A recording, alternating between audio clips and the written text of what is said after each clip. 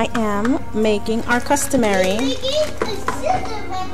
sorrel. It's Christmas time. Yes, so we're making sorrel, and of course this is Jamaican Caribbean kind of thing that we do all the time. What we have for ingredients are whole cloves, ginger, pimento, allspice, boiling water. See how hot that is? Woo! Okay, so those are the main ingredients, and a few shells of rice, and we should be good to go. So we'll see. Oh, discard my pot over there. I was soaking some porridge off. But this is what we're doing, and I will give you more information in a little bit. So the first thing that we are going to do is we're going to basically wash off the sorrel, rinsing it under basically tap water. No special kind of water, but just tap water is fine. Rinsing it to make sure that you get off any kind of dirt that could be packaged. Even though it comes in a package, you can never be, you know, completely certain that it's completely clean and there's no dirt particles.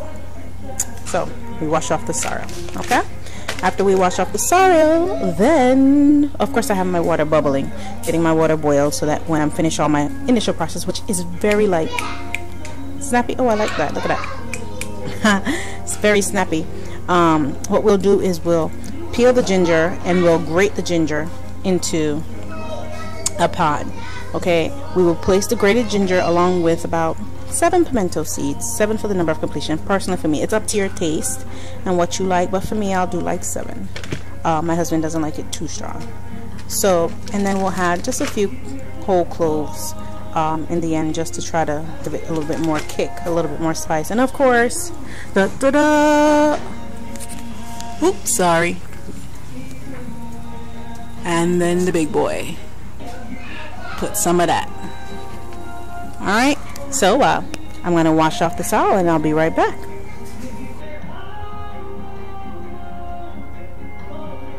So I have just washed my sorrel, and this is dried sorrel, that's why it looks like this. Sometimes you can get it in a reddish kind of color. They also have white sorrel, but red sorrel is more common.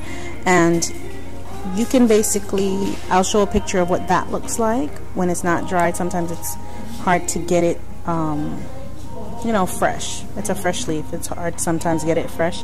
So the products, they have to dry it and package and then sell it.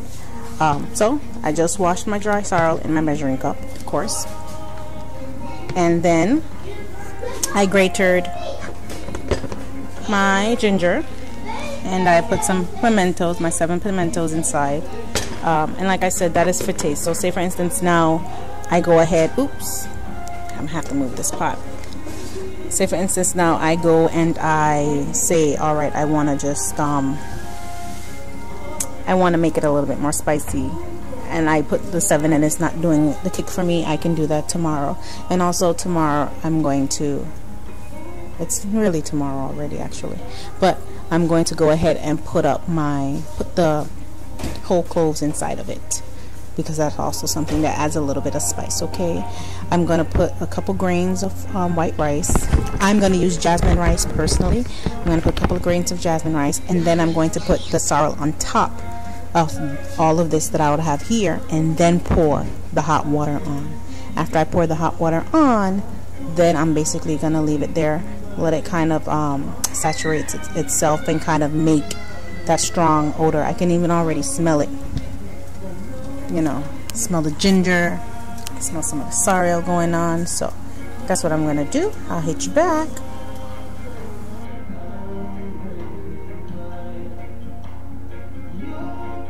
Well, I promise you that there's ginger underneath there. You see it a little bit there. I put the sorrel on top like I told you guys I would. And now what I'm basically going to do is add the boiling water. Yes. So I'm going to add this boiling water right here. As I add the boiling water, I'm going to let it sit there, let the red color, as you can see from me just washing it just a little bit, it has started to get some of the red color, and that's why you need the boiling water. It's kind of like when you put hot water to something and it just brings that color up. Yeah. So that's what I'm going to do. I don't know how I'm going to get you guys to see this until after, because I'm using my phone and then there's nobody else up other than my kids, and so it'll be kind of rocking if I let them do it like that. If I did that. So I'm just gonna have to put the water in and then show you the after effect and then process from there. Okay.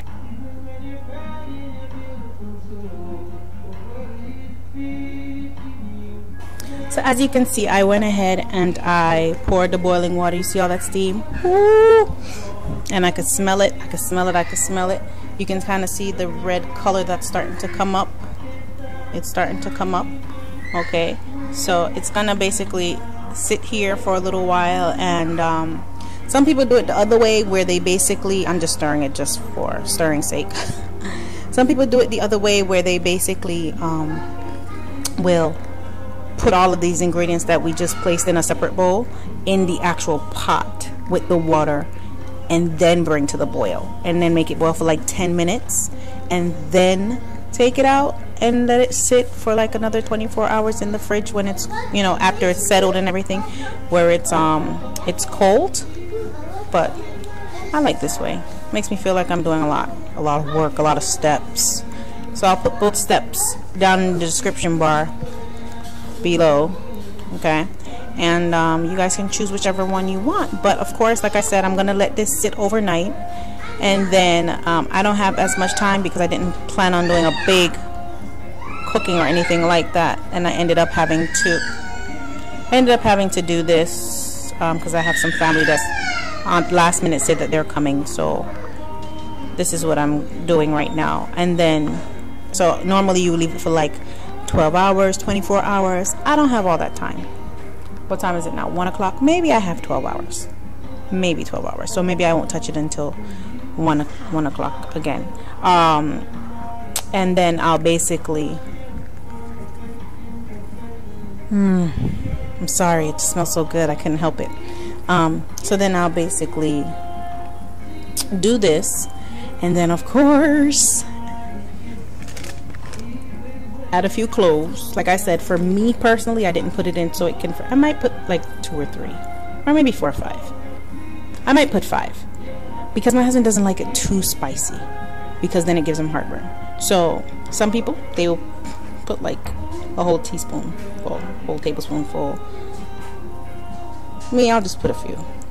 So I'll put this, okay, and then I will, this is like after I'll strain it and all that kind of stuff, and then I'll put this. And by straining, I mean just basically using my strainer, okay, using my strainer and holding it over my jug that I'm going to use, and then I'm basically going to pour all of this through the strainer and strain it. I will personally, me, Marsha, is going to strain it a few times because I don't like to taste any little nitty-gritty or any little piece of particles on my tongue while I'm drinking. That's just disgusting for me. So I'm going to strain it a few times, and then after I strain it, put a few cloves. After I put a few cloves, my buddy right there, that's me and my husband, but my buddy right there, we're going to add him. We're going to add him, have a good little time. And then, sorry about that noise. And then I am going to, I'm going to add some sugar. Where did it go? And then after I add sugar, I'm basically going to sweeten it to my liking and to how my husband likes it. Okay? Alrighty. As you can see, I'll show you how dark it's starting to get from the last time. And at the end, it's basically going to have a sweet kind of taste. Kind of like a liquor kind of. It kind of tastes a little bit like liquor. If you don't want it to taste like any liquor at all, you don't have to add, my friend. Some people add red label wine. I don't have any. Bad me. I don't have any. Where I live, they sell 1 bottle for $10.99. Not happening. Where I just moved from, I can get a bottle for $4.99. So, yeah, it's not worth it for me. So I basically just use my rum, which is basically Ray & Nephew, Jamaican's overproof rum, to taste. And so I will use some rum, use some sugar, sweeten it, and we're gonna have a good time. But if you don't want to, you know, put any liquor in it, all you need to do is sweeten it to taste, and it'll still have a very refreshing taste. You make sure that you make it cool inside the fridge after you've you finished everything, and you put it in the fridge overnight or whatever, so it can well, some people leave it out. I know my mom sometimes leaves it out, but I don't want it to ferment, so I'll put it in the fridge a little bit overnight. And then, hold on babies, hold on, I'm coming. Hold on babies, they all want to cook. It's Christmas side try. Nope, no gingerbread man, just some good old sorrel. You see? So, you see? Good.